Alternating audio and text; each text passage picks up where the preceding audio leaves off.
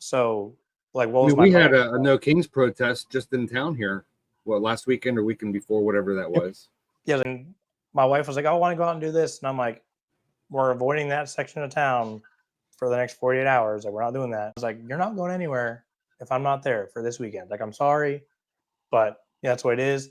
And we were driving to take the kid to a little play thing, and we passed a small group of protesters next to the road. They were peaceful. Most of the protests were peaceful. I hope that all protests are peaceful, but in the event that they turn south, that happens really quickly.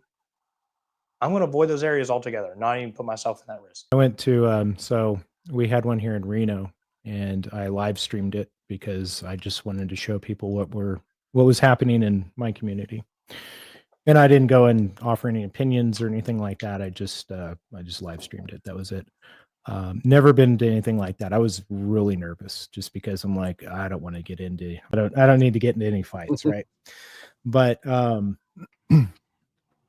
no, I went. It was actually pretty peaceful. People weren't really starting any shit.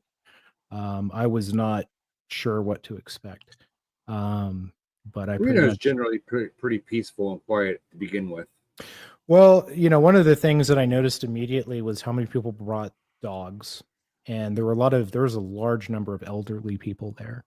And this isn't a given, but my thought was, okay, if there's a bunch of old people here, I don't think these people are going to kick anything off and risk putting those people in harm's way because they're props right now.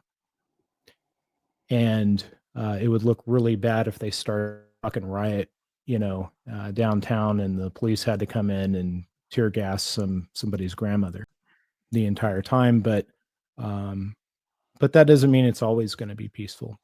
Back in 2020, when they had protests for George Floyd, it was not peaceful. They wrecked quite a bit of shit downtown. They set people's cars on fire, broke windows, you name it, graffitied, everything you could think of.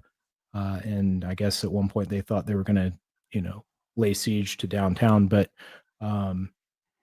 that's what made me nervous because I didn't know what to expect. I didn't know if that shit was going to happen or if it was going to be cool during the day